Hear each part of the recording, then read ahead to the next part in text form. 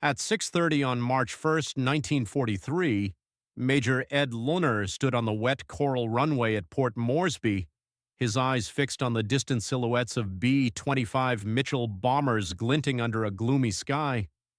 Rain tapped against his cap brim as he watched his crews prepare for what higher command had already dismissed as impossible. At 31 years old, with 72 combat missions behind him and no ship sunk to his name, Lner understood both the stakes and the futility they were up against.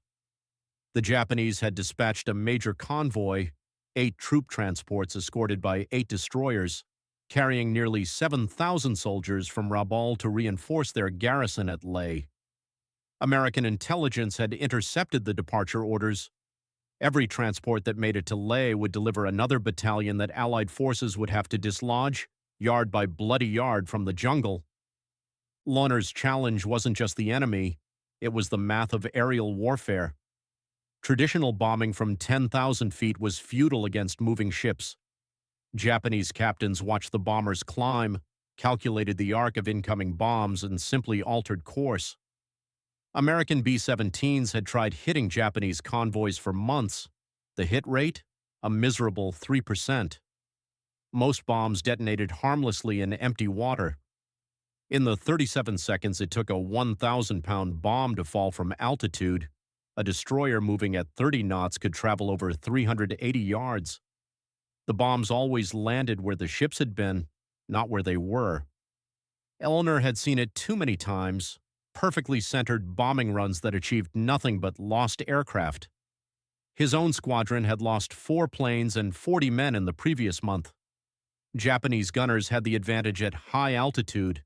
They had time to track, lead, and decimate bomber formations. Then came General George Kenney's insane proposal, skip bombing. Fly the bombers in at 50 feet above the waves, release the bombs 300 yards from the target with delayed fuses, and let the bomb bounce across the water, like skipping a stone, before slamming into the ship's hull. The theory was compelling. The reality was terrifying. Flying a bomber at wave-top height into a wall of anti-aircraft fire went against every survival instinct Lner had. The B-25s were never designed for that kind of flying, much less at those altitudes or speeds, and certainly not against destroyers bristling with 127mm guns, 25mm cannons, and dozens of other weapons. Twice, High Command had forbidden the tactic, too dangerous, too untested, too reckless. But Lner had watched bombs fall wide too many times. He had seen too many empty explosions in blue water, so he trained in secret. Kenney had supported the idea unofficially, arranging for B-25s to be modified with 8 forward-facing .50 caliber machine guns, 4 in the nose and 4 in side blisters, turning them into gunships capable of putting out 200 rounds per second. Lner's crews practiced skip bombing on the rusting hulk of the SS Pruth, a wrecked steamer off the coast of New Guinea. They flew low at dawn and dusk, skimming the wave tops at 270 miles per hour, releasing bombs at calculated points, and learned the brutal truth. Precision mattered. Just 20 feet too high or too early and the bomb would miss, sink, or fail to detonate. They had one shot to test the theory in combat. The convoy was due to pass within range at 0900. Lner had just 3 hours to finalize his plan. He gathered his squadron leaders around a table cluttered with reconnaissance photos. The convoy was steaming southeast through the Bismarck Sea, 8 transports in 2 columns, flanked by destroyers. If even 1/3 of those ships reached Lae, the war in New Guinea could drag on for another year. There would be no practice, no rehearsal. This would be the test, and failure meant death. Lner assigned each bomber a specific target, 8 transports with destroyers as secondary objectives. Each crew had 1 bomb, 1 pass, maximum impact, no redundancy. Supporting the mission were 13 Australian Beaufighters who would dive in first to strafe and suppress anti-aircraft fire. 16 B-17s would bomb from altitude to scatter the convoy and force evasive maneuvers. P-38 fighters would engage Japanese Zeros above. But the killing blow, if it came, would be from 9 B-25 bombers at 50 feet. At 7:15, Lner climbed into his plane. His co-pilot, Tom Benz, was already running pre-flight checks. Bombardier Carl Walls double-checked the release gear. Nobody spoke. These men had flown together for 9 months. They knew what this mission meant. At 7:45, the engines roared to life, and the first flight took off, hugging the ocean surface. They flew in silence, radios off to maintain surprise. They were low, so low that wave spray sometimes kissed their fuselage. At 8:30, Lner spotted smoke on the horizon, the convoy. From 3 miles out, the formation of transports and destroyers came into view. The Australians struck first, their 20-millimeter cannons hammering the decks. The Japanese flak batteries turned to meet them, exactly as planned. Then came the high-altitude B-17s. Their bombs tumbled down, forcing the ships to scatter. The formation broke. Confusion bloomed across the sea. Lner dropped to 40 feet, throttled back to 260 miles per hour. He locked onto his target, the second transport in the port column. At 2,000 yards, he opened fire. The B-25's machine guns tore across the superstructure. Japanese sailors scattered. Anti-aircraft gunners ducked. The suppression was working. At 300 yards, Lner released the bomb. It hit the water, skipped once, and slammed into the transport's hull below the waterline. The explosion was instantaneous and devastating. A column of water and steel erupted. The ship buckled, its midsection blown open. Fire and smoke engulfed it.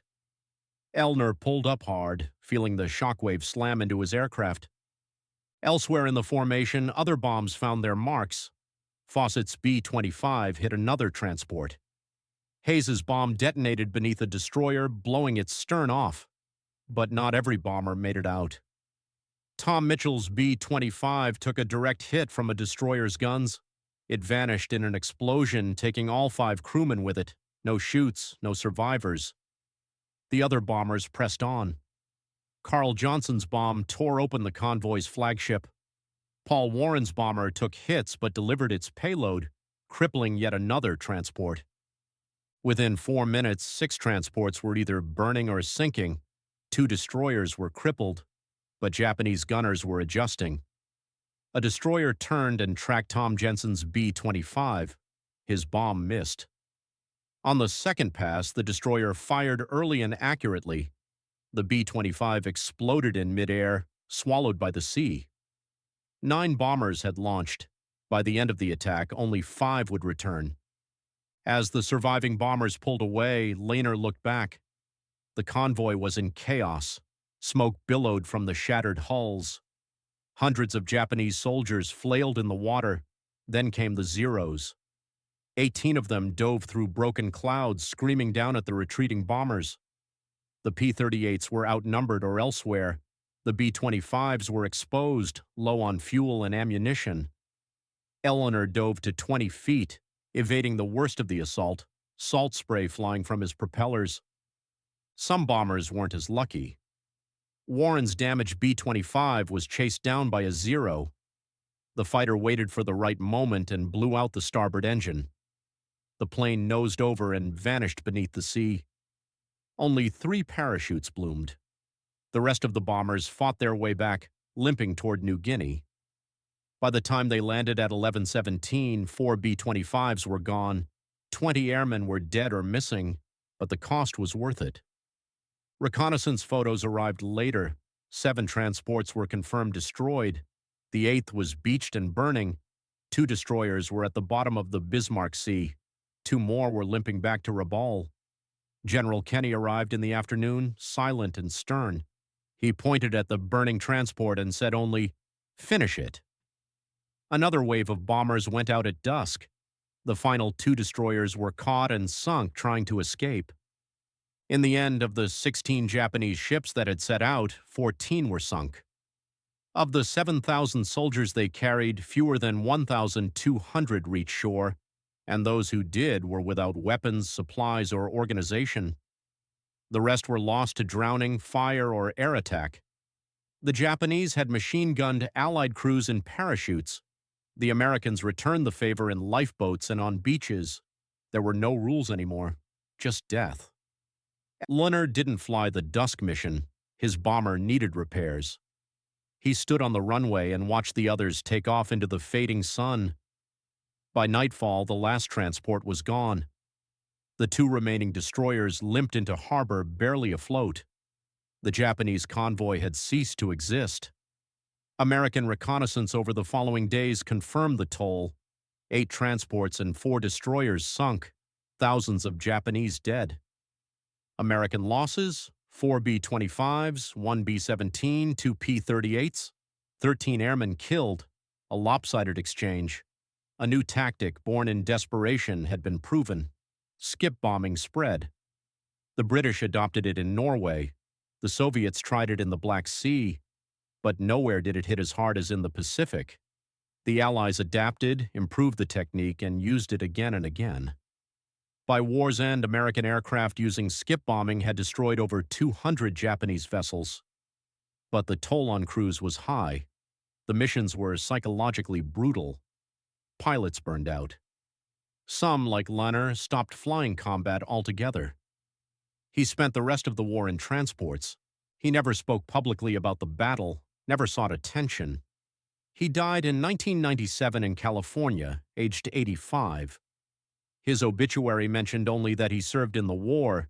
It didn't mention the Battle of the Bismarck Sea, didn't mention the day he flew straight into death to change the course of the Pacific War. But the pilots remembered. The B-25s that survived were scrapped. No museum holds the plane he flew, but the tactic he proved, at 50 feet against every rule, became doctrine, became legend, became victory.